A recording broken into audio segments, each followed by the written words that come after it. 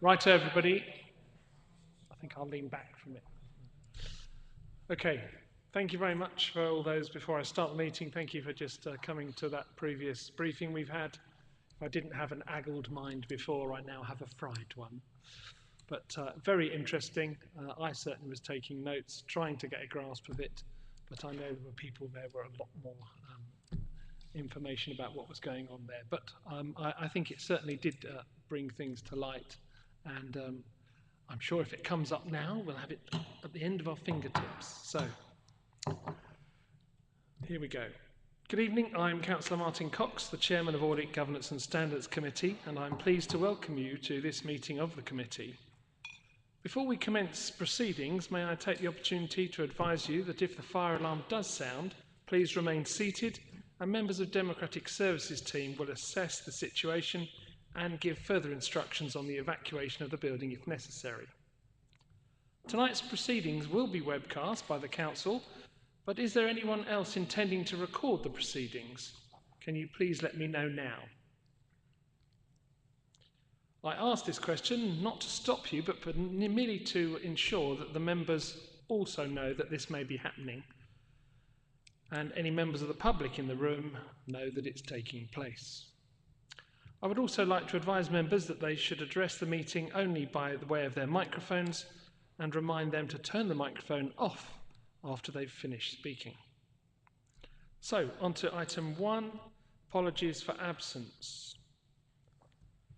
I have Councillor Bartlett, Councillor Perry, who is the Cabinet Member for Corporate Services. They have notified me.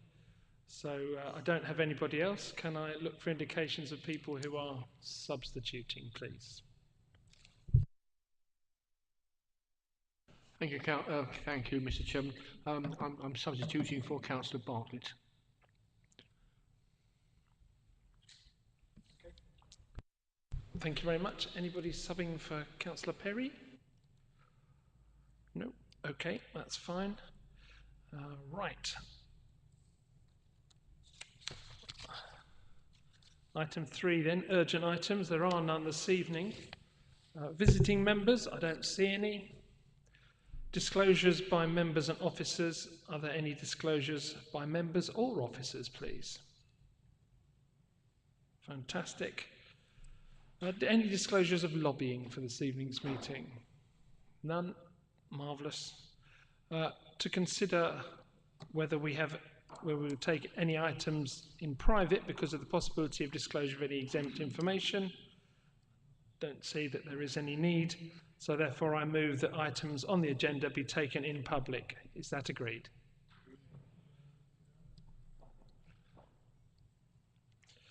Right, item 8 then, minutes of the meeting held on the 24th of July. They've been circulated separately. Does anybody wish to bring anything up about these? Councillor Cooling. Thank you very much.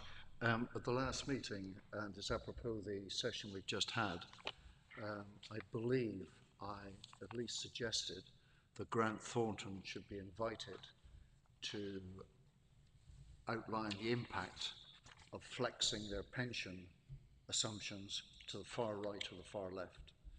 I won't die in a ditch over it, but I would have thought that would be an interesting bit of information for this committee to know whether 70 million, a fluctuation of 70 million, is worth losing sleep over, or whether we can expect far bigger ones or far smaller ones.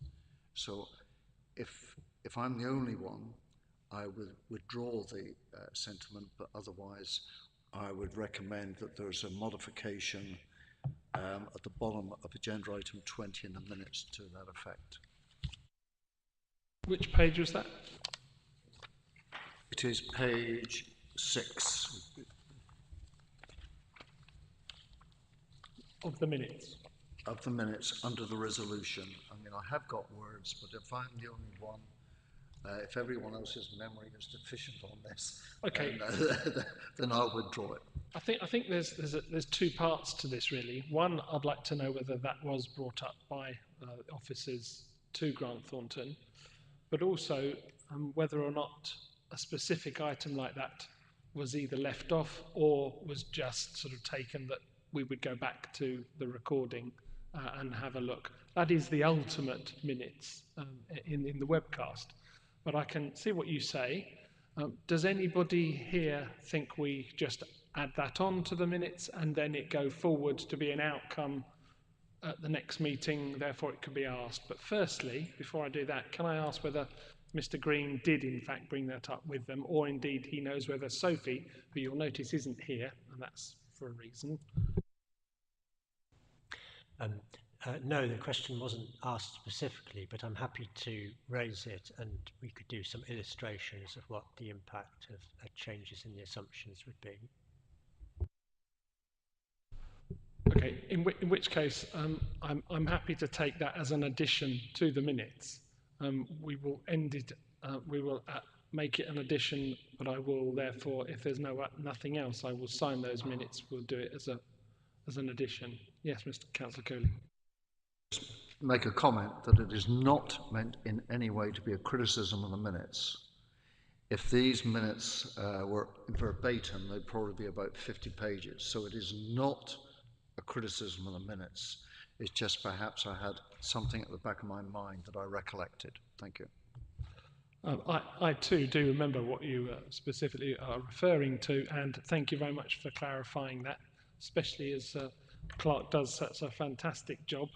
I won't mention Debbie Snook specifically, but obviously that's what we're talking about here. So I'm happy if Debbie is. Would you like to just pass Debbie that written, or do you want her to take it verbally now? Have you got it written, Peter, or not?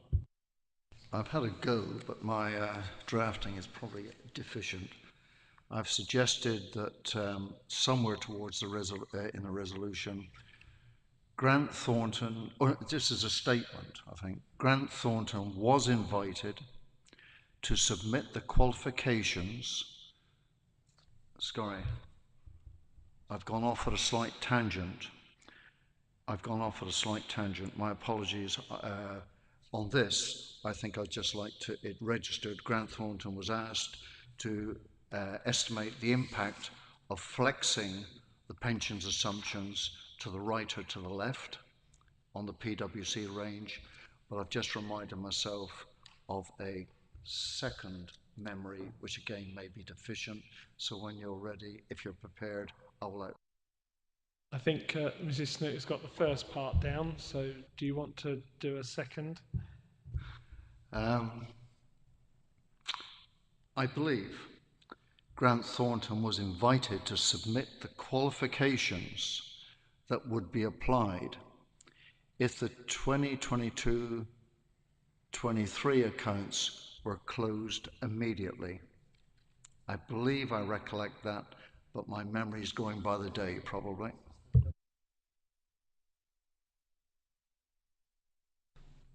Okay, if Debbie's got that, if not, we will fashion that after, but it is going to be brought up specifically this later on when we hear from Mr. Green.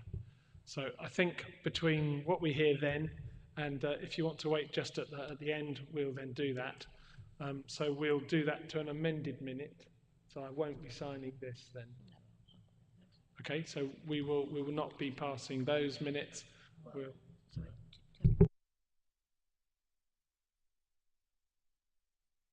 So we will, if there are anybody else who wishes to raise something, Councillor Harper. It's on item 21. It's pretty well the last paragraph, because I remember when we were discussing this about the 22-23 accounts, we said we didn't see any reason why they couldn't undertake some of the 2022-23 preliminary work at the presently, and there was no need for it all to wait until the 21-22 accounts were written off, because they have to do transaction sampling and so on. The figures of the income and expenditure are finished. They could be sampled 6 months ago. There's no reason for them to wait until the council signs off the 21-22 accounts before undertaking that. because it basically, Grant Thornton's just sitting on their hands at the moment, as they have been for quite a few months, doing nothing, and we're paying them. And I'll bring this up later on the agenda. I'm not so happy, but we I think did what I'd actually like to say. Paul, I don't want to cut you off, but you can do this bit when we actually bring it up as to where we are with 21, 22, so that I don't think we're going to amend anything in the minutes. If it was a matter arising, I think it will come up in the next section. But if not, then please come back and we will broach that. But thank you.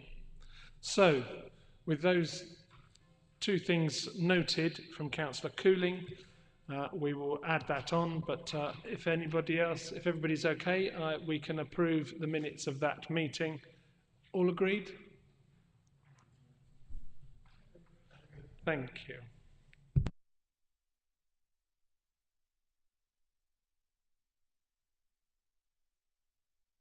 Okay.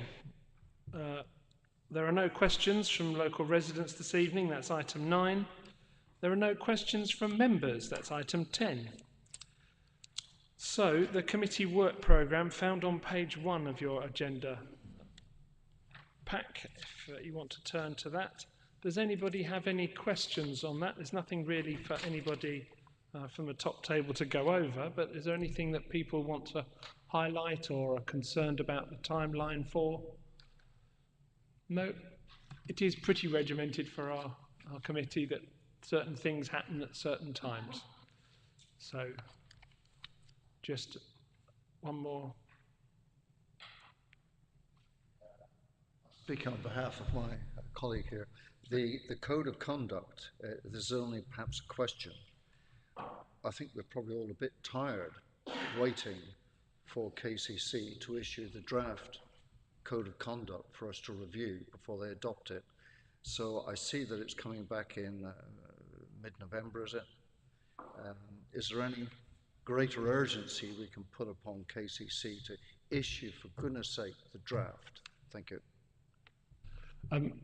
I did anticipate the question, and therefore I had some time with our monitoring officer, and I know that the paperwork and the work that's been done will come to a conclusion. I think it may have been today or yesterday, and so therefore that is on time. It will come to us, and then we'll be able to look at it in a better light, because hopefully we will have gleaned whether we're all going with the same one. There are some bodies that are going with a slight variation, but I have every intention that this committee will be able to put that one to bed, certainly by the end of the year, because I think we need to find out what they've issued, and then we look at it, and then we decide and be able to put it in with the work that's coming up in the next couple of items. Come back. Chairman, you used the word conclusion. What we're seeking, I believe, is a draft for us to comment on. So if they want to conclude the draft and pass it to us, fine. I think what I'm meaning is then that the work that's been done on it that will then be presented to us to see whether we want to go with that or adapt it. So the work that we've been asking for will be concluded. It may be in draft form again, but that's as I see it. Am I correct? Looking to my left, that's good. I got a nod. Okay. Councillor Drabinski, did you? No? Okay, that's fine. So there's no other questions about that. So we will just say that we note the work programme for this committee and therefore move on to item 12, the annual report, which you should have all seen. It's a very dated photograph of me, but I did my hair appropriately. It looks the same because I didn't want it a bit like a passport, that's fine. Anyway, I will pass over to Catherine Woodward, Head of Mid-Kent Audit Partnership, to introduce the report. Thank you. Thank you, Chair. So agenda item 12 of your agenda packs on pages 3 to 16 is the Audit Governance and Standards Committee Annual Report for 2022-23. So it's considered best practice for this committee to produce an annual report looking back at the previous year to demonstrate how it's discharged its duties and then to present this report to full council.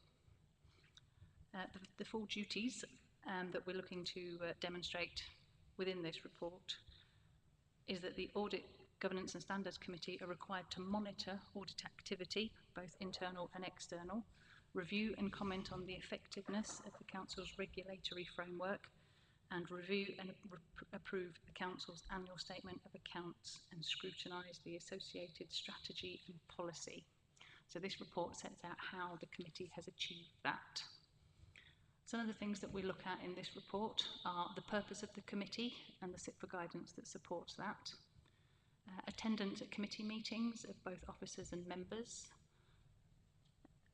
and the reports that came to the committee and how these reports and the members' discussions relating to these reports provides the sources of assurance that are necessary to demonstrate that the committee has appropriately and effectively fulfilled its duties. So this is your opportunity to discuss this report, and once the committee has agreed it will be presented to full council on the 6th of December.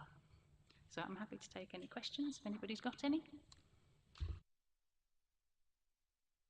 While you're deciding whether or not you should question any of this, I'm sure we've all read it. You may have noticed that perhaps some of the detail on page 15 isn't exactly as you would expect, but this was the one that Catherine picked up and carried through. There are some slight amendments, but I know that there is work that we're going to be doing, looking at the SIPFA guidelines and possibly just changing some of these. So based on what's happened before, the work we've undertaken as this committee has been carried out in the correct way. But moving forward, I would hope that by the end of this year, we will have been able to get this into the right words and points to be able to pass over to whatever will happen post-May. So anybody have any questions? No? Moving swimmingly on. I think we should have briefings more often, because obviously it means we just... So, therefore, I believe this is for just... It is passing because we're going to be taking this to council. So there are two recommendations for the committee.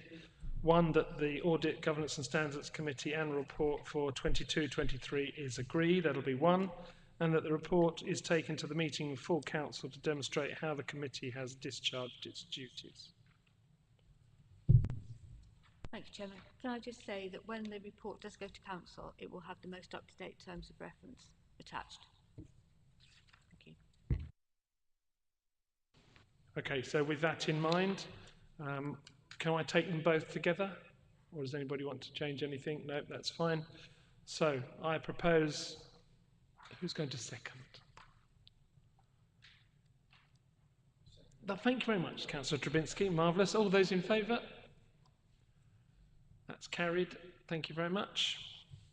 So that was item 12. On to item 13 then, the external audit. You can find this on page 17.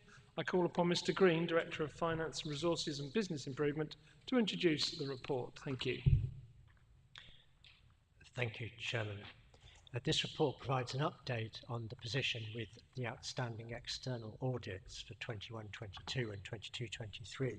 The report starts off by giving some context, which I did allude to last time, which is that this is part of a crisis that is affecting local audit across the country. That's not to excuse the delays that we're experiencing, but it is part of a bigger picture. And the government now acknowledges this and I understand is likely to be setting some hard deadlines for completion of audits. And the indication that we've had is that the deadline for completion of the 21-22 audit would be likely to be 31st of March 24.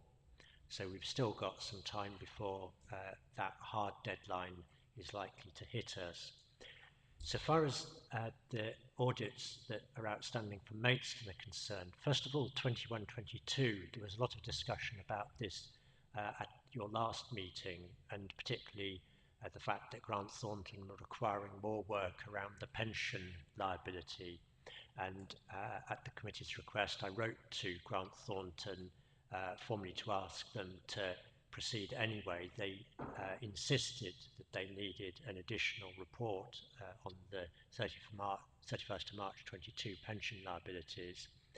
And that has now been received and they're working on it. My recommendation to the committee is that we do proceed with the 21-22 audit. I'm told by Grant Thornton that they are close to completing it now and hope to bring an audit opinion to our meeting in November. And I know there was a suggestion that we just say, we'll accept some qualified accounts. I'd repeat what I said at the last meeting, that it is a black mark for the authority to have qualified accounts. And if we can get accounts with a clean opinion in a reasonable period of time, then it's really much preferable that we do that rather than trying to bring matters to a head. The hope is that we have an audit opinion on 21-22 at your November meeting. So far as the 22-23 accounts are concerned, I hear what Councillor Harper says about, well, why couldn't the auditors start on that anyway? They've told us that they're not in a position to start the 22-23 audit until January, but the intention is to bring an audit opinion, assuming they do the audit in January, February, to the meeting of this committee in March next year. So we would have 22-23 accounts ready and signed off within the lifetime of this committee, which I'm sure all members would like to see. Not a particularly happy picture to portray for the committee, but that's the position that we're in for the outstanding audits. Obviously happy to take any questions that members may have. Okay, I do have indication from 2 councillors, 3 councillors in the advance. That's fine. Right, Councillor Harper first, then Trabinski and Cooling. Thank you. Difficult to know where to start on this, isn't it? I think when I read this morning, I was horrified, to be honest. I understand why Mark, in 2.12 said that he felt that we had no choice except to request this work. This work is costing us a lot of money, and as we heard in the briefing earlier this evening, some of the accounting figures from IAS 19 wobble all over the place from year to year, depending how interest rates are doing, depending how gilt returns are doing. And we've seen in the course of 12 months a £70 million change. It's gone from sort of deficit, I think, of over £80 million to a deficit of about £12 million. And that's just 1 year's swing. And the fact that they've been, on at this, I mean, we could find next year, depending where interest rates are and gilt yields, it could, this IAS 19 could go from £12 million deficit to £100 million deficit, or it could go to zero or a surplus. We were told by the experts from the Kent Pension Scheme that the critical figure, really for our accounting or our proper decision-making purposes, isn't this notional IAS 19 figure. It's actually the value of the deficit, which we actually have to recover from the actuarial triennial adjustments, which is currently, just over 7.1 million, 7.16 million or something like that. And that's the real figure in terms of pension liabilities Maidstone Council sitting on, not 12 million or 80 million pound, whichever could be, as I say, moved by arbitrary information, but the actual, what we will have to fork out in cash for our staff's pensions over the next number of years. So I'm very unhappy that I say we're being forced to incur costs to our ratepayers when we've been going through a series in the last committee cycle of looking at significant budget cuts, of how we're going to contain expenditure, and our auditors are making us waste money unnecessarily. And I really think we need to be clear, no, they're not here tonight, that when we do see them next, that we're not happy, that we're being asked to spend money we have no reason to spend. And the other thing I would say is that what Marcus said, what they've told him, is just rubbish. I trained as an accountant for in the National Audit Office. You can carry out multiple years of auditing at any one time. You don't have to finish off 1 year's auditing before you start work on the next. Most of the work is stuff such as transactional testing. And as I said when we discussed the minutes, there's no excuse why that's not being undertaken now. They can do testing around the assumptions. Other than it seems 2 or 3, no other assumptions will have changed significantly from the previous year and the year before that when they've been doing the audit. Why can't they possibly just look at what they've done and actually undertake some testing on that? It's just unacceptable. And what, reading this, the other thing I was thinking of, we've heard the crisis in places like Birmingham, and they all swear in local government, where authorities are suddenly finding they haven't got the money they thought they had or whatever. And there's obviously lots of things which come to that. But you do wonder when you see these audits are so many years in arrears.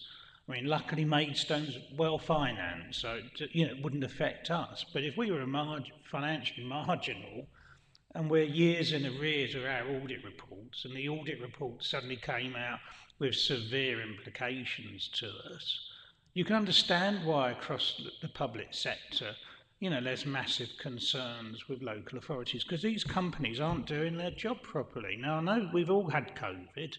COVID's not just affected local government audit.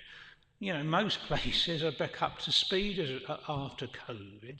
There's just no excuse for us having to suffer sloppy accountants. And I know, and I spoke with Martin before, I was going to move a vote of no confidence in Grant Thornton, but since we don't actually appoint them, it would be a pointless exercise. But I'm just really angry over this situation, and it's nothing to do with Mark or anyone here. It's the situation we've been forced into by what I think are a sloppy work by our external auditors, and I really don't, and we're going to have to put up with them for I don't know how much longer, and it's probably just going to be just as bad. Nothing, they don't learn, they're just arrogant in their approach towards us. And I just really feel that if after our next meeting, when they're present, if we're not happy, we really should be thinking of talking to the local government associations and national government about how this whole audit service is being delivered. Because it's just, it's just unsatisfactory, to be honest. Sorry, I mean, it's not a question, it's just a point, and one I think we need, for the public, not that, there's probably many public people listening to this, but if Grant Thornton are listening, I'd like them to, know that I am really unhappy with the situation we're forced into, sorry. I'll ask Mark to just come back on that, because between the two of us, here's the comment. Yeah, thank you, Chairman. The auditors are appointed by PSAA, who are a subsidiary of the Local Government Association, and so to the extent that a complaint could be made by the committee, that would be where it should be addressed.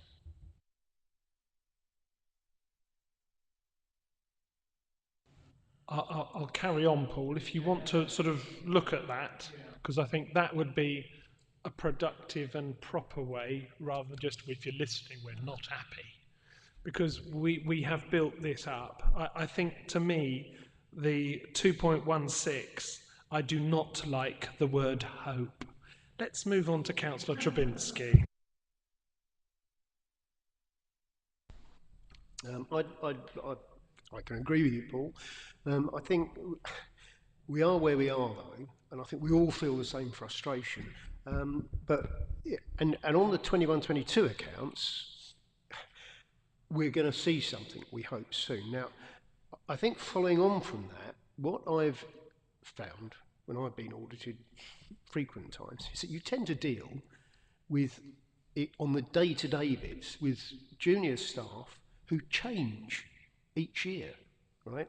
And is there any way, and basically, because once you've done an audit once, I wouldn't say it's a cut and paste entirely, but if you've got the same staff dealing with each year, then they know what to look for, they know what to ask for, and therefore, so my question is, will we be seeing a continuity in Grant Thornton with the staff that they're using? Because it's not impossible if we get the 21-22 accounts, if we've got the same staff dealing with the following year, that can be done a lot more quickly and efficiently. And that was the thing that surprised me, I think, about the previous year. So is there some kind of continuity that we've been guaranteed or told we'll get? Yes, you're certainly right, Councillor Trapinski, that it's beneficial if you have that continuity, and I always would push Grant Thornton. I understand that we are having the same audit lead for 22-23 as we had in 21-22, so that, as you say, will be helpful. I know, though, that Grant Thornton do have a problem of turnover of staff, which makes it difficult for them to ensure that kind of continuity. Okay, yes, I mean, I think there are clear dates in the sand here, and I think we must be really robust. If we do not see that, my word, hope, delivered, then that's, I think, if there is an ombudsman about this, then that's when we bring out some big guns. But also the 22-23 to March, they've got to let us know ahead of time if things are slipping, because it's not good enough to just, well, I spoke with them yesterday and they can't do it. They've known for however long, not just the day before, that they couldn't finish the work. So I just think we need a bit of a tighter grip, not round their neck, just on the workload. Councillor Cooling. Thank you very much. I mean, this is, and by the way, any comments from me now, not to cast any aspersions whatsoever on the quality of the finance unit within the borough and a lot of the comfort we get from the quality of internal audit. So please, no criticism whatsoever. As just been said, we are where we are, but on page 19, we're actually told that for the year 21-22, audit completions are at 27%, i.e. there are 520 outstanding. So I recommend to you that we consider two scenarios.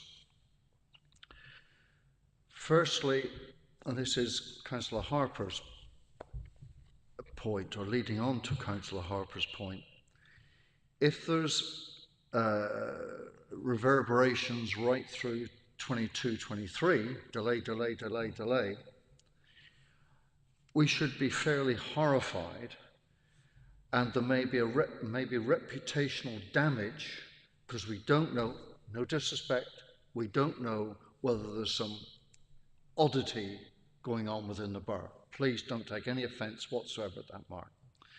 So the first scenario we need to consider is at 22-23, bang, bang, bang, bang. And quite rightly, some members of the public may say, hey, have we got a mini Birmingham here? And we can't prove it either way. The other scenario is to say, let's put an ultimatum to Grant Thornton for our November meeting, unless you want to do it now. If you haven't signed off our account by our November meeting, then you are, in the meantime, to tell us what qualifications you would put on, and then we actually consider the reputational damage from the black mark. Now, I agree it's a black mark, but we're either going to get a black mark because we've got, I'm exaggerating, we've got a hidden mini Birmingham going on for another couple of years, or else we have a black mark because we're going to accept qualifications. And by the way, we could actually be an exemplar how to get through this logjam for the other 520. We're going to bite the bullet accept it on the chin. Qualifications, and the qualifications are ridiculous. Or certainly one of them is the pension valuation. The other one about is properties, this, that, and the other. So I think we could, Mason Borough Council could end up with a very, very solid bit of communication out to the public. This is why we are accepting qualifications, because the two qualifications are, they're not rubbish, but really get them into context.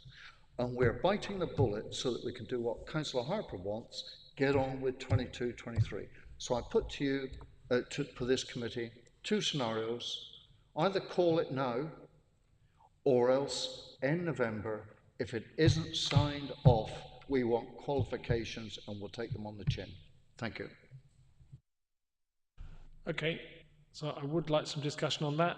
I think that's a reasonable way to go forward. The rest of the councillors here must be aware that Councillor Cooling can't put that as a recommendation, so we would have to if we want to do that.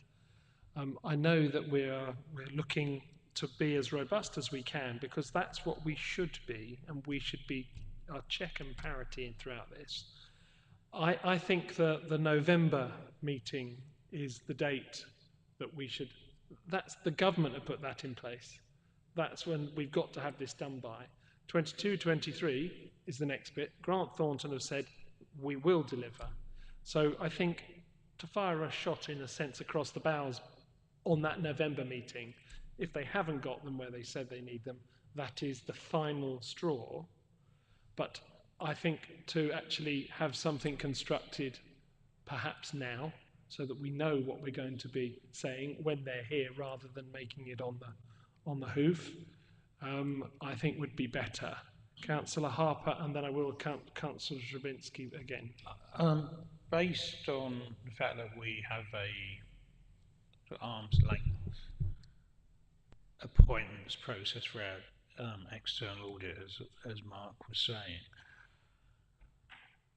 I was thinking, now I've listened to the conversation, so I'll go with what people think as to whether we should, after this meeting, write to the regulator, or wait until the November meeting when we should receive the 21-22 accounts. But I was thinking it might not do any harm now to write to the regulator and inform them that Maidstone Borough Council is not happy with the quality of the work and the responsiveness of Grant Thornton to this council, and that as a result of their intransigence, we're incurring unnecessary costs and time delays in the finalisation of our 2021-22 accounts, and that we would ask that consideration be given to reassigning the Maidstone Borough Council audit going forward. Now, I mean, I've no idea if the regulator could actually respond and do that if we were to agree to send that to them, but I do think as long as we're with Grant Thornton, we're going to suffer additional costs, additional work, additional time delays, and nothing's going to get better. Yeah, and do any of us really think in November, our next meeting, we're going to get the 21-22 final accounts ready to submit to the December council meeting? Because I think, you know, I can see some flying pigs around. You know, it's not going to happen, is it? You know, they're just not going to do it. They're going to be going on about the valuation of heritage assets. We know we've got 600,000 items in the museum in our collection. Are they going to want to know the value of every single one of those things? You know, they've just not delivered. And I do think, as I say, if people think we should wait and make that type of resolution in November, I'm quite happy. But equally, because I do think we are going to have to do something like this and contact the regulator. Okay, thank you for that statement, Paul. I do have Councillor Trabinski next, and then Councillor Cooling. Mark, do you want to come in now? There's something pertinent that I don't want to stop the ping pong, but we just listened to Mr. Green. Thank you. I think the point about qualifications is very relevant not just to Maidstone but to the sector as a whole. I mentioned that the government is likely to set hard deadlines for completion of audits, and there's a lot of speculation in the sector that what will happen is that auditors may feel, oh well, we'll get to 31st of March 24 and then just issue, well, the worst case is a disclaimer, what they call a disclaimer of opinion, so they just don't complete the audit. And I do agree that it would be worth writing to the PSAA to flag up that we don't want to go down that route. We do want to see the audit completed and a clean opinion obtained, because I've every confidence that our accounts are sound and that they ought to receive a clean bill of health from the auditors. Okay, so Councillor Trubinski and then Cooling, please. Thank you, Mr. Chair. I'd like to ask first a couple of questions from Mark, and then I'd like to cover the qualifications after that. So my two questions are, when Councillor Harper's talking about increased cost, as I understand it, the only increased cost would be any charges that we were to be referring to the pension fund managers. Otherwise, we're paying a standard fee anyway. Is that correct? No, there are two types of costs that we will face in relation to the additional work on the 22 audit. One is for the actuary to provide a new report, and then Grant Thornton themselves will charge extra because it wasn't in their original budget. Now, I do have the opportunity to challenge that with the PSAA, and I will happily do so, but there will be extra costs in that work being carried out. Okay. So, following up from that, do we have any idea what kind of quantum those costs are? But also, from your own opinion of where your relationship with them and what's going on, would you actually say there is a realistic chance of them coming with completed accounts without qualifications to the November meeting? Yeah, I do believe that they are trying hard to complete the accounts, and Sophia Brown was here at the last meeting. I think that she is a very professional auditor, and she will do her best to complete the accounts or complete the audit in time. And lastly, just a comment from me, I would hesitate to have any accounts with qualifications. I just don't like it, never have done. At the end of the day, you know, if we're talking about certainty and that there's no financial gap, one would have thought that the auditors wouldn't qualify unless they had a concern about a particular area or they hadn't been able to look at it, and therefore that qualification could be a significant amount. Thank you, Councillor Cooling. I can get in, right, okay. I can't say that I'm over-sympathetic towards Grant Thornton, but it must be the whole auditing sector, particularly when it's focused upon public sector accounts, that is having a problem, because there are 520 or 75% outstanding. So there's a systematic problem. And obviously Grant Thornton, like any employer, cannot force its staff to stay with them. If the staff want to move, the staff are going to move. So I'm not over sympathetic, but I think we need to pull back slightly. I've got no vote on this committee, as you know, but I would be fully supportive of a letter going out, but after November. I suggest to the voting members of this committee that they say to Grant Thornton, either you have signed off the accounts by our November meeting, or else you're presenting them to us with the qualifications you want. Either or, but not neither.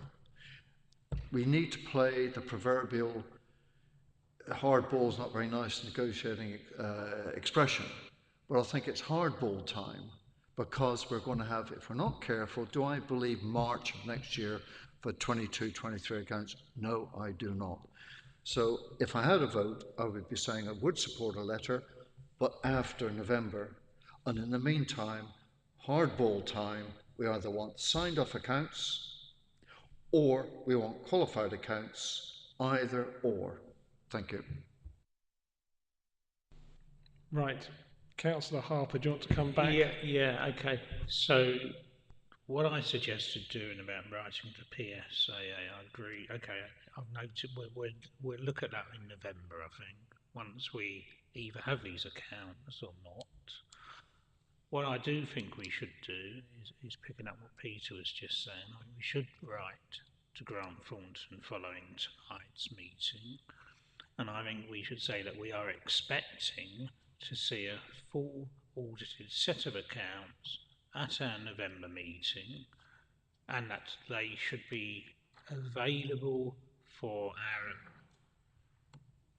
viewing at the normal date of agenda dispatch, because the normal process of producing reports for this for any committee, if you like, from the date when we get it published, you work back 2 or 3 weeks, and that's roughly your sort of close off date, which for giving us a report in November means that they literally only have perhaps 3-4 weeks, not much more than that, to get the information through to the officers for that to be done, and it would be unacceptable for us to get it as a late item. So I think we have to tell Grant Thornton that our expectation is that those accounts completed with no qualifications, we provided all the information they've requested, should be with our officers in due time for the normal process for them to come to our November meeting. And I would just add that at the end of saying that to them, we should make it clear, and I'll leave the wording to Mark and Martin when you're drafting it, clearly that if that information is not available by that date, we will be taking this issue further forward. I think 2 weeks, because they've got to be looked at by our staff, by Mr. Green, and then they've got to be collated, put together and been sent out. I think it's a very reasonable thing to ask, because it's pointless just giving us a whole load of paperwork and then going, there you are, we've agreed it, you've got to rubber stamp it, and I think several trees will have disappeared. So, Councillor Cooling, is it adding on to this, please? I fully support what Councillor Harper has just said, and the letter should be incredibly strong. However, I'd hate to be here. I love being at this meeting, but I hate to be here in November when, for whatever reason, however strong the letter, we don't get something. So the final paragraph should be, if there's any danger that you're not going to meet that, then 2 weeks before, whatever you're saying, we want to know which qualifications you will put on so you can sign it off immediately. Otherwise, we could be reviewing this endlessly. Thank you. Okay, you are happy to add that on? Yeah, I think we can ask that, don't we? Because that gives us more information. Okay, Councillor Trubinsky? Yeah, I fully support that, your idea of the letter, Paul. But I would hesitate to give any ultimatums. Yeah, I think, saying what we're going to do then is probably not a good idea, because we can do what we want then anyway. But rather than give ultimatums, let's just keep it, and quite a strong letter, as you said, and the last paragraph there is fine. I think I'd steer clear of ultimatums. Councillor Cooling? At some point in the negotiation, an ultimatum may be needed. You've always got to be prepared to exercise the ultimatum, or you should never give it. And therefore, if we're even prepared to contemplate, and by the way, with these government mandated dates coming in, as Mark said, there will be probably several accounts out there in the future with various qualifications to get through. So we should not be frightened of a qualification, and therefore it's not an ultimatum. We want to know what qualifications you would apply to sign it off. If you want to interpret that as an ultimatum, so be it. We've got to draw this to a conclusion. We're going to look very silly, especially, no disrespect, if we've got a mini Birmingham in the offing, and please, forget I've said that. Okay, thank you. I do see that if we make a threat, we've got to expect them, because that's the easy way out, in a sense, for them. They could just sit there and go, right, well, if that's what they want to do, then let them have it. And I think I'm sure that the gentleman to my left does not want that qualification to be there, because looking forward, if we need to borrow money, if we need to do anything, it is almost a black mark. What I'd rather is, through the PSAA, it's not us that should have the black mark. It is Grant Thornton that should have the black mark, or it's because the government or somebody has asked for more information about the 21-22 when virtually it was all ready to be signed off. And I think it's almost, we're trying to say we don't want to have it, but that could be the fallback. The easy fallback is just to go, do you know what, let's crack on with the other thing, let them take what they've said they want. So that's my penny. So may I ask the voting members of this committee, what is going to happen, or how are you going to avoid coming back here in, is it January or February? I always get mixed up, February, and we still haven't got it. So maybe the threat, it's not an ultimatum, or hold it back, and if you haven't got it within that 2-week timetable, on 2 weeks minus 1 day, you send off the letter saying you want the qualifications spelled out. Thank you.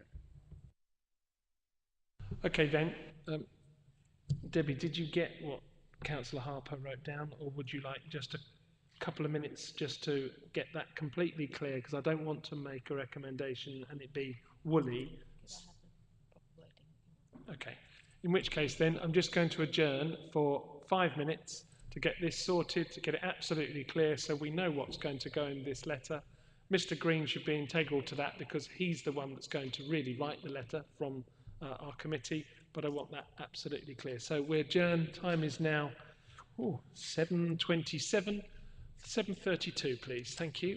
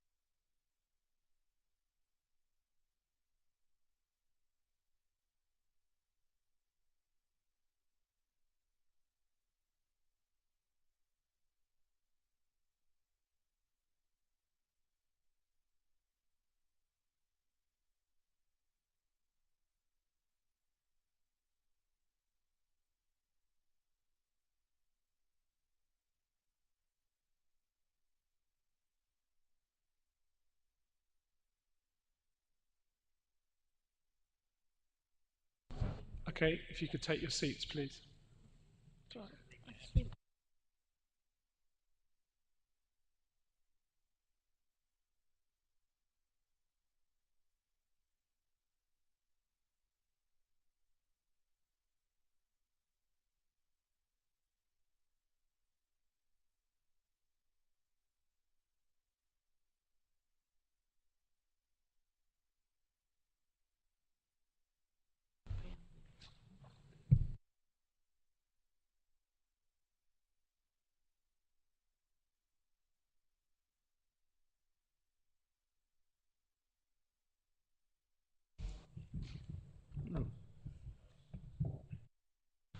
Okay, we're all back. Thank you very much for that, Councillor. Yes, Peter.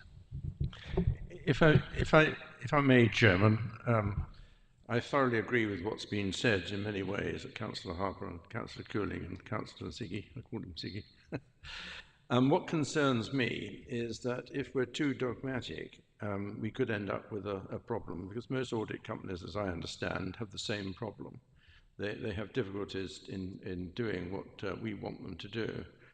And if we take a hard line and they throw in the towel, we've got to find somebody else, and that's going to be very difficult. And I think we have to be very careful how we phrase what we say, so we don't put them in the position of throwing in the towel and leaving us with egg on our face. Personally, I don't really think that would happen, because they're at the 19th, they're at 11:30, 59 and 30 seconds. And it's that last 30 seconds that we're just trying to say, we're accepting that what you've said, but we're trying to eliminate the word hope. That's what I'm trying to pin down and say, we don't hope, we need assurance from that you're going to deliver it by the 31st, so that we can actually see it in time, we can read it, the department can read it, and we can carry on in a normal way and approve them. So I hear what you're saying. I really, really don't think that, or I hope that wouldn't happen, because everything is really in their court at the moment. So we now have the wording, and I will pass over to the committee clerk so you can hear that, but this is what we're going to ask. Thanks, Chairman. That Grant Thornton be informed that the committee expects full audited accounts for 2021/22 in time for its November meeting, which requires delivery of their report by the 31st of October, and that the Director of Finance, Resources and Business Improvement be kept informed of progress. Okay.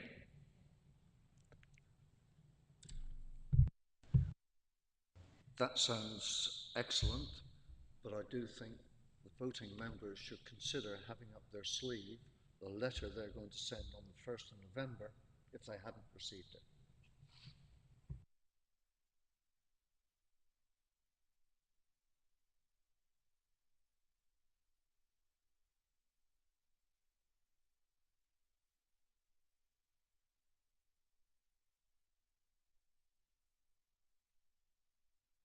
Councillor Harper. Yeah, I think if in the minutes, I think we can probably hopefully answer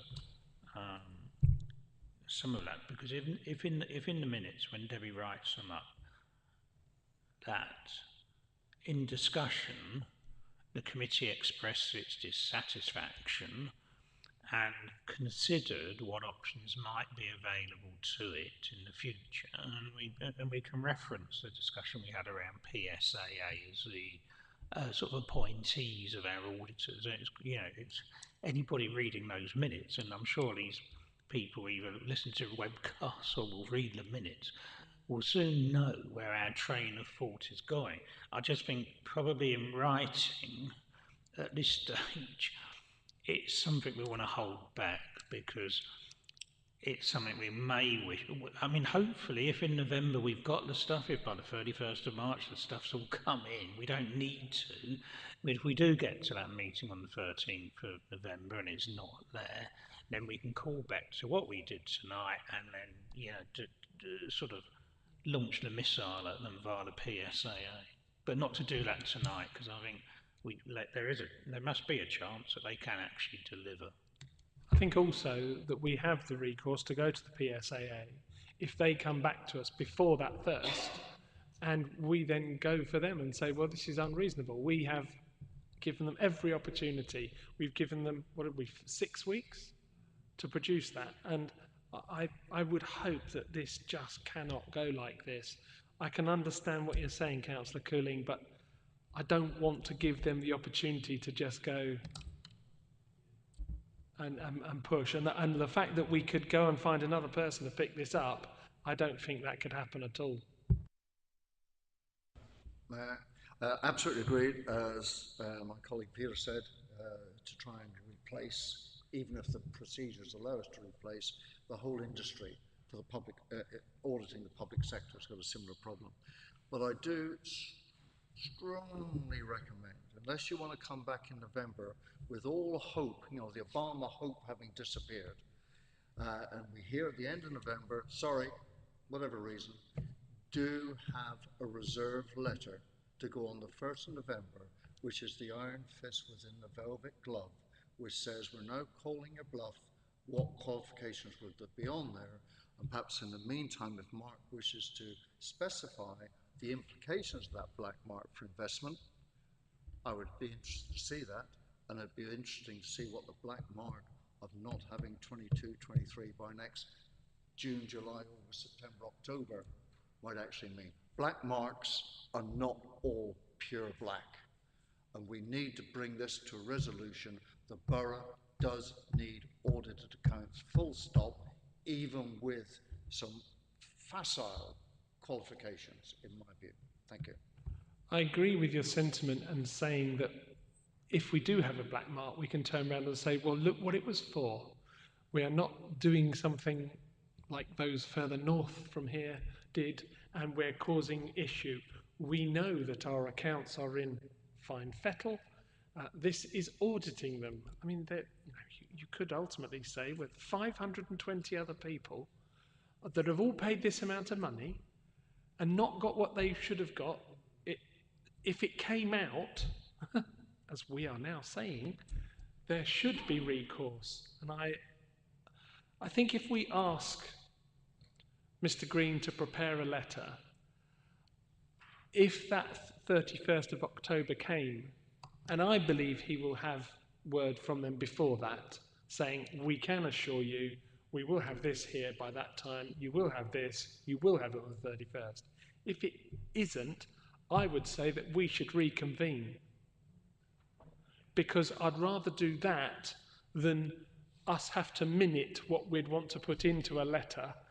I would rather say, I'm holding this point and just saying, whoa, we've delivered one thing, let's let them not achieve it, or hopefully, well, I've said that word, or let's let them do it. Let's see what happens. I'd rather be there, but I get your sentiment. May I suggest that the voting members actually vote a contingency meeting the soonest possible after the 31st of October, rather than delay. Let's get one in the diary. Could I suggest that we add on precisely that? If the director is not happy with the information he has received back in terms of the updates, then at the earliest stage, an emergency meeting of this committee be convened. Because if they write back to him, say next week, and so they're not going to do it, or they can't do it, then we meet pretty quick. But, you know, a fast meeting for us then, isn't it? You know, so just that if we don't get if the director is not happy with the information he receives, that an urgent meeting of the committee be convened. I think that. I'm certainly happier with that sentiment. I think that's strong enough. Do we want that as a recommendation? Yes, we do. We want to add that on the bottom of this one, that you've just heard the wording from Mrs. Snook. Councillor Trubinski, before we hear just that final wording about that reconvening. I'd be a bit more optimistic than Councillor Cooling, so I think we should have a letter prepared asking them when they're going to start the next year's accounts and a timetable for completion. Because I hope and I believe that they will produce them on time. But, you know, I'm more optimistic. Thank you. Well, they have actually sort of set out, that's how we know that we should be getting it on the March meeting. So, I mean, I think they've gone back from delivery date. Well, absolutely. It certainly could.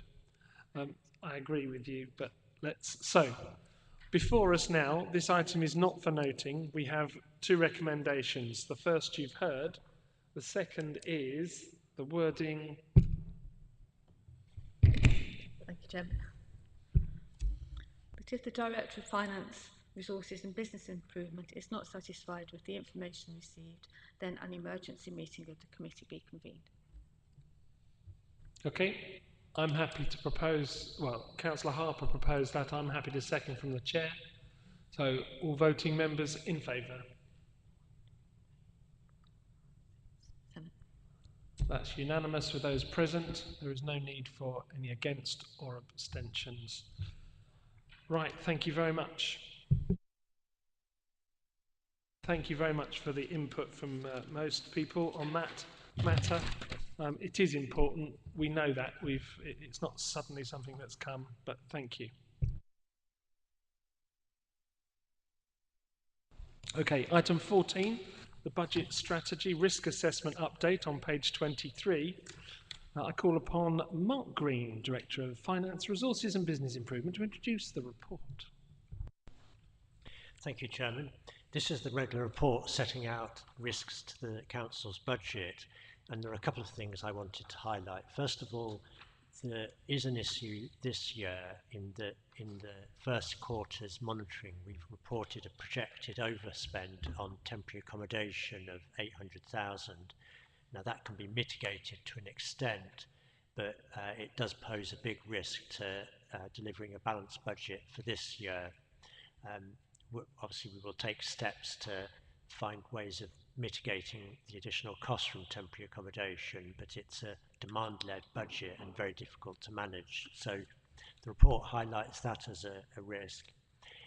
Turning to future budgets, it's a more positive picture in that we're making progress with agreeing a budget that can be put to members for 24-25. Budget proposals went to the policy advisory committees and cabinet earlier this month, and we've closed what we had projected to be the budget gap for next year. Obviously that budget gap depends on assumptions about costs like temporary accommodation, and there are also assumptions in there about increases in council tax and the level of fees and charges, but there are steps in place to ensure that we can put a balanced budget to council for next year. And there was just one other thing I wanted to pick up, which was the suggestion from Councillor Harper at the last meeting that we have a risk around the need to subsidise the affordable housing programme. And I've thought about that, but I haven't included it as an additional risk, because in the end, this is actually something that members themselves have to decide on. It's not an external risk. The council has decided in previous budgets, and has the opportunity to do again, to set aside enough money to fund the affordable housing programme. Obviously, it's a political decision whether it continues to do that, but that's not a risk that the council faces from external factors, so it's not added particularly as a risk in the budget risk register that you've got here, but I thought I'd just mention that as it was a point that was made last time. So happy to take any questions on the report. Okay, I have Councillor Cooling, but just before you do, and while I've got it in my head, I didn't write it down. You're saying it's not an external risk, but if there was continued increase in costs of materials, then we would have to either increase the amount of capital we needed to borrow, or we would have to delay until we hoped it would go down. So therefore, should Councillor Harper have been saying, if you're saying it's not an external risk, then I reword it to be that continued price of materials is on the increase, and that is a risk, or do we already have that in there? Sorry to cut you up, Councillor Cooley. What do you mean? Certainly there are risks already in the budget risk register around increases in expenditure beyond budgeted levels. So I would argue that it's captured in the risks that exist already. Okay, thank you, Councillor. Sorry, Peter. Right, thank you, Chairman. Just looking at the capital programme with the long-term debt is going from 5 million to 150 million in 4 years' time or 3 years' time. I appreciate, we've borrowed money at a cheap rate of interest, but there are risks that are listed, and these risks are obviously there. I just want to know if a priority list of capital spending has been produced. We had one about 2 years ago, I think, but if things go belly up, has this committee seen a priority list of which ones might have to be axed if things go wrong? That's a good question. I'm going to defer to Mr. Green.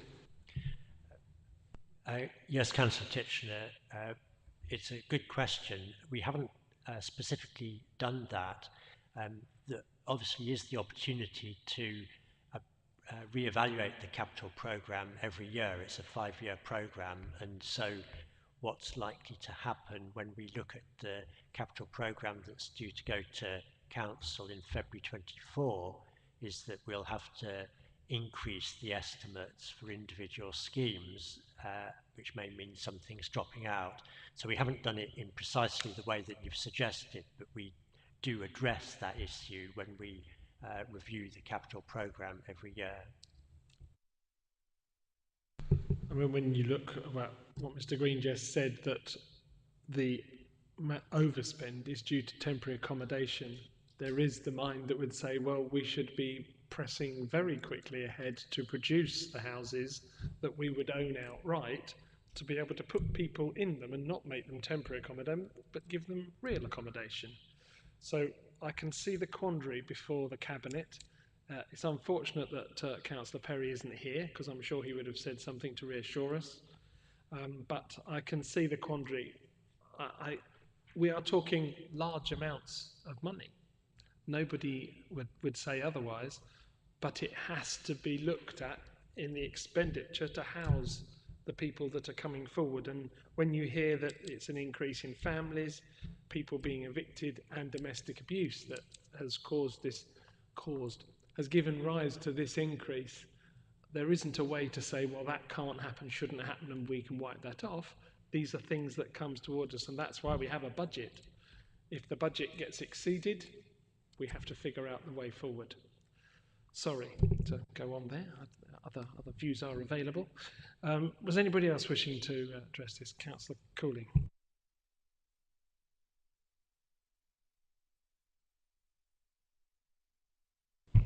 Okay. Looking at the going to the individual bits in the appendix. Clearly, the first one, risk A, the housing, which Mark's referred to, is the Achilles heel of our budget at the moment. It's a bit like in a smaller remit in the what's now Communities, Leisure and Arts for a number of years has had issues around budgets with Lockmeadow and the market, and we've had to year on year increase the budget, but it does look this year that it's actually working out with the reduced budget we've got for that. But with housing, it's just, it's out of our control, to be honest. Every year, we know at the moment we're getting more and more people presenting themselves as homeless. I think it came up when corporate services policy advisory committee, that's right, we discussed it there, and the driver is partly the long-term impacts of COVID, because obviously during the COVID period you couldn't evict tenants, and so there's all of that working its way through, cost of living, landlords not being able, having to put up the interest, or sorry, monthly rents to cover their costs. All these things are pushing, and they will continue to push, presumably, for the foreseeable future. which means each year we may well be needing to do more in terms of that one area. And as I say, I think that is our Achilles heel. And that's why I agree that your risk should remain at 20. The flip side of it is clearly the issue around the capital is we've got 1,000 affordable homes, which I believe the Cabinet and then the Policy Advisory Committees are looking at the rephasing of some of that at the moment. But the quicker those 1,000 homes are built, however they're built, then we actually have a good source of housing to potentially start to address that. One thing I think in terms of the capital programme, which we will need to build in, whether it's in the next rendition which goes up through the February budget process or potentially the year after that, is around the leisure centre. And I'm not suggesting that anything be put in the capital estimates, because we had this discussion at corporate services the other week, but we know that there's in crude terms, upwards of a £50 million bill heading our way in about 3 or 4 years' time. And that will have to be accommodated within the capital programme in that type of timescale somehow. And I do just think we need, therefore, to keep the capital item as a high risk, because if that, for instance, does come through and we want to keep the capital budget constrained to the £150 million we referred to in paragraph 2.8, something significant would have to come out.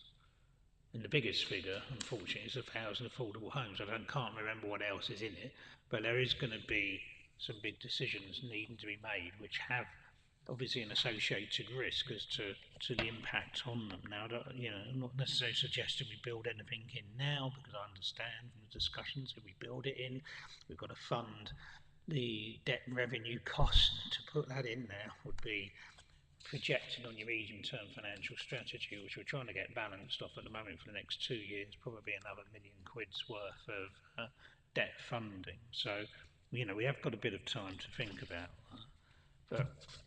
And my final thing is about sensitivity. It's about the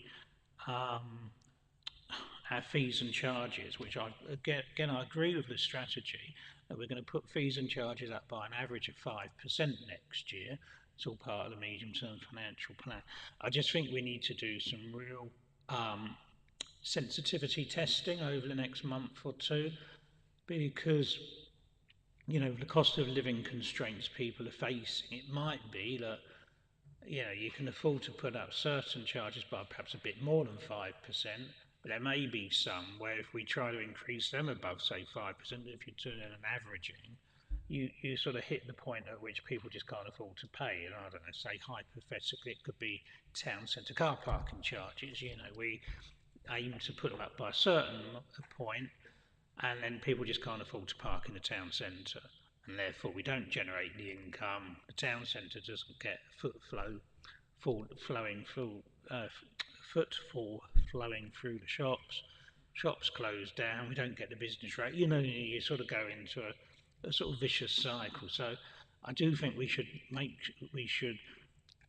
request that as part of the controls, that all departments undertake that type of sensitivity analysis, so that as part of this budget for the next financial year, we're going with our eyes open, because that we could quite easily just say, yeah, put everything up by 5%. Within there could be something which could have a really significant impact, which we hadn't really, given the consideration to. Thank you very much. Anybody else? Councillor Drabinsky and then Cooling. I'd just like to ask a question. The item Q, financial impact from IT security failure, that seems to be quite high risk to me. Is there a particular reason for that? I mean, I noticed in the explanations it sort of says that there have been cyber attacks and things, but how successful have they been elsewhere? And is it really as high? That's what I'm really asking. Is it really that high? And that's it really. In answer to that specific question, there have been a number of instances, Copeland Council, Hackney Council, that have seen their IT systems go down for literally weeks on end. So it is a big financial risk if it happens. Obviously, we've got lots of security measures in place to try and prevent it, but it's happening in other councils and it's a very real risk. If you want to know how many times, probably in a day or a week, we are hit and defended, go up to the top floor and ask to be shown how it works. It is quite staggering the amount of time they are just continually.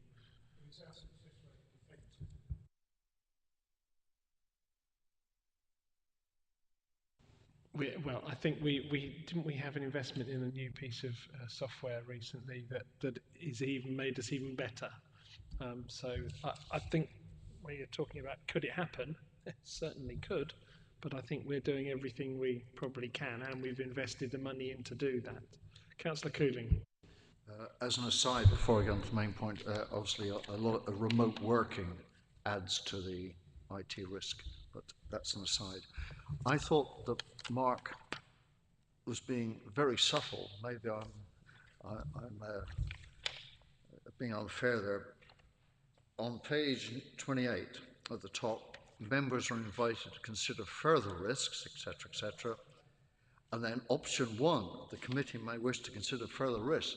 Now, I always take hints from Finance Guru, and I would have thought we ought to somehow define the risks attaching to two things. Firstly, the subsidy and the ability to fund it, and the quantify the impact of being unable to in terms of being able to afford the homes, etc. And the second one is on temporary accommodation assumptions being grossly off.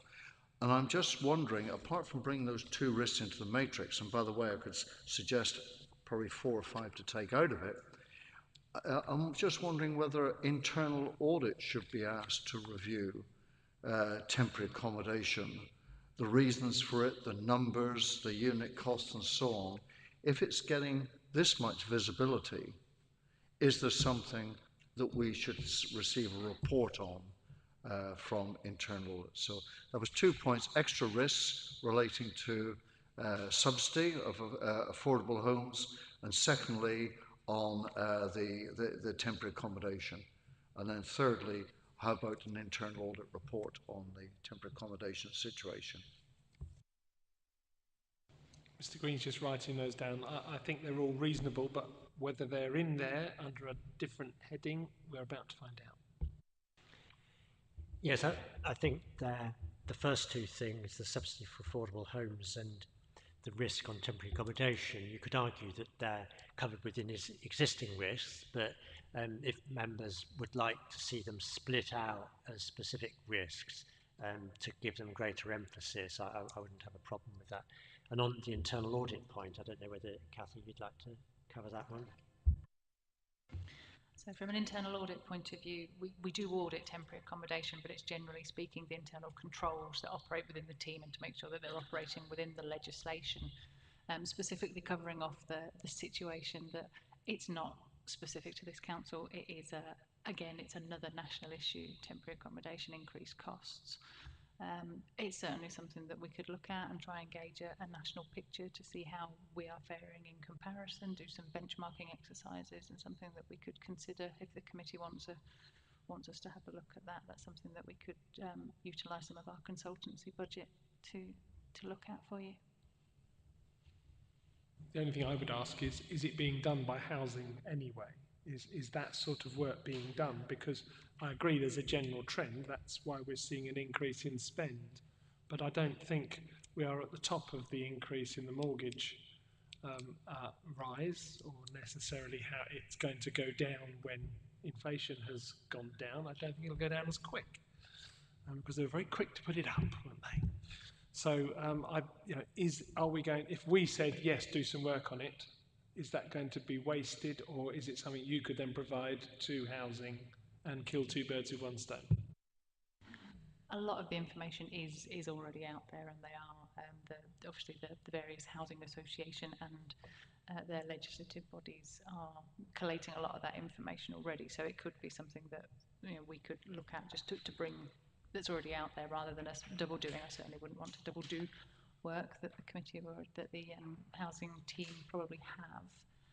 It might be something that I can have a chat with them to see what information they have that would be relevant for this committee in terms of this risk. I think what I'm really saying, Catherine, is it the duty of us to ask you to do something about housing or research on housing, not research but audit, or is it that the other committee that looks after housing?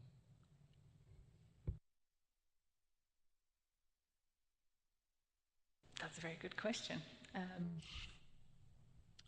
I think from a budget perspective, obviously the CS PAC who looks at the finances, I'm guessing it would be a relevant discussion for them, because obviously it's an ongoing trend, and it's something that I'm guessing as a council we generally would want to have that information and to understand why, and if it's going on any further. We could certainly support the team, but I think it probably does sit within the housing function to present that information. But like I say, there's nothing to say that I can't. We as an audit function liaise closely with all services, and look to seek improvements for the organisation. So it's something I'll take away, and if I think there's any merit in doing a piece of work, then I'll bring it back to the committee. Okay, I was going to say, I think delegated powers to the officer in relation or in talks with the housing department, because we flagged it up from here. I think it may be something that both budgets could supply and then get good work out of it, and certainly it would come back. I think it's a very relevant point, but I just didn't want to be treading or doubling the efforts on two committees. Indeed, but as in this report, a substantial reason for the 800,000 initial budget deficit that had to be attacked fairly successfully by the sound of it was because of temporary accommodation. I would have thought the suggestion that there should be a degree of benchmarking between our situation and that of other authorities is a very good one. I would hope that we're somewhere in the middle. We ought to find out and be informed of that. Thank you. Fair comment, thank you. Councillor Harper?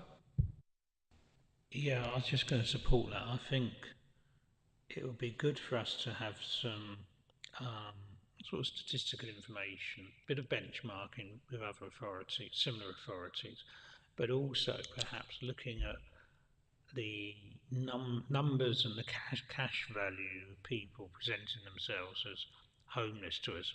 I don't know, looking over the last 5 or 6 years, or perhaps probably actually needs to do longer because of the impact of COVID. Perhaps, we'll have the data, say for a 10-year period, because then you might see trends, and it may be that it was sort of flat and it shot up since COVID, or it might have been it's always been sort of going up and COVID's extenuated it. It would just give us some background understanding as to the severity and potentially the long-term impact of a risk if we have that type of statistical financial, the statistics to base our judgment on.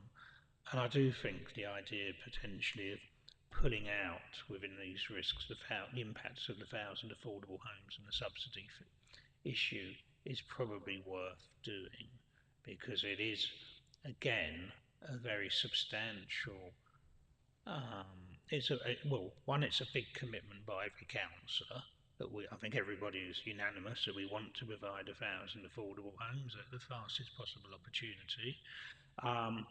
But I think we just need to be aware of the financial risks associated with it, especially in terms of setting aside sufficient subsidy before a housing revenue account kicks in. Because if we haven't, at the point the housing revenue account kicks in, these houses won't be affordable because you can't subsidise the housing revenue account. Valid points, Councillor Harper, thank you. Okay, so Catherine, are you all right with where we are, and you'll bring the decision between you and the housing department as to what we're going to construct, but I think we'll take it forward, but I don't want to put it as a recommendation if we can hand it to the officer to then come back as to how it's the best way forward. Okay, thank you. Have I missed anything? Because this is, I believe, for noting. I don't just...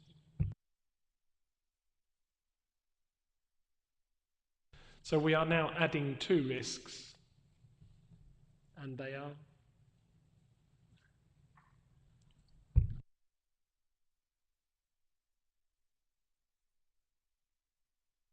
So the housing subsidy and the temporary accommodation.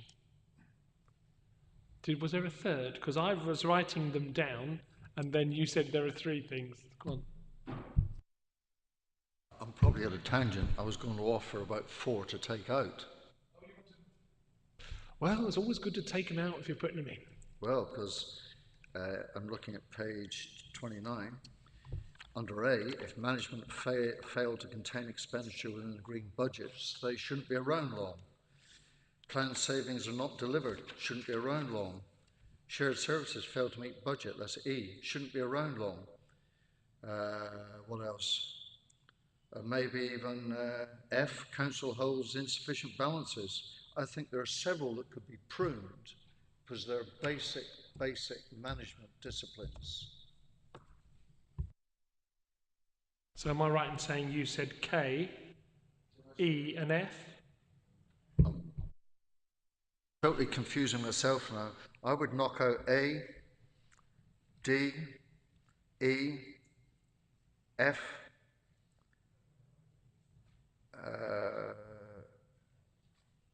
K.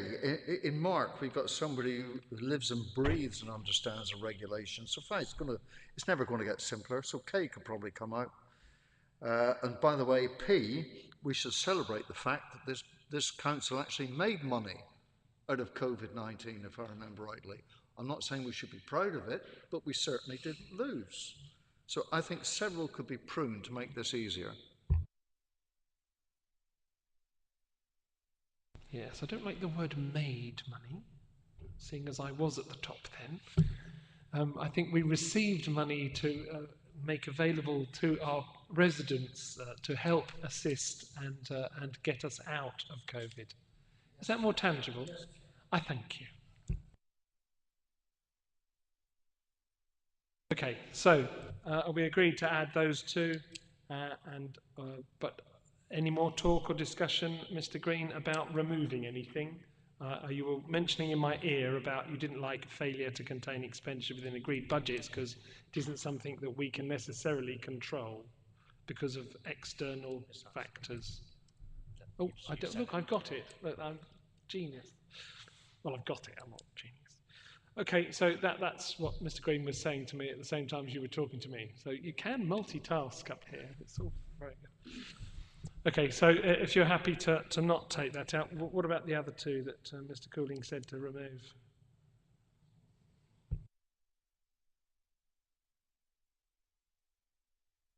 Chairman, if it helps, I put those forward slightly tongue-in-cheek, but we keep adding things. Every so often one should look at pruning, and I think I've got every faith in Mark being able to look with a jaundiced eye and think whether any of the risks could actually be. Well, with your tongue-in-cheek, we're going to retract that tongue and say we'll keep them for the moment because Mr. Green is quite content with the way that shapes up at the moment. I agree that those outlying ones, that's why I was looking at K, E and F, because if they're that far down the risk register, you would wonder why they're there, but then to re-look at them and you can see why they're there. So, okay, so you're happy, it's just adding these ones that we've mentioned. So I'm happy to put that, propose that from the chair, seconding, but Mr. Drabinski, just a little bit slow there, Stan, it's obviously the sliders. Okay, all those in favour? That's carried. All those here voted in favour. No need to ask for anything else. Thank you very much. And therefore, at 10:12... Chairman, sorry to interrupt. Oops, it's very loud, this thing. Can I quickly make a comment? Going back, if I may, to the work programme, just to ask a question. It's on the independent member. Is there any progress in getting some candidates coming forward? Yes, Mr. Green has had that open, and we have had people applying, and I believe, when does it finish? End of the month? Yes, applications closed on the 19th. We've had a number of applications, and as agreed at the last meeting, those will now be considered by the Chair, Vice Chair, myself and the Head of Internal Audit. So yes, there's perhaps more than one thought might want to do this, but yes, we have to look at them and consider, but so it is in progress, and you never know, by the next meeting we may have come to a conclusion and they may have accepted. So, right, anybody else? Any other business before I close? I know it's not on the agenda, but anything else? Well, I'm going to. Look, Debbie's going, you can't do that. Any other business, anyone? No. Lovely. Well, thank you very much. Thank you. And the time now is 8:13. I declare the meeting closed. Thank you.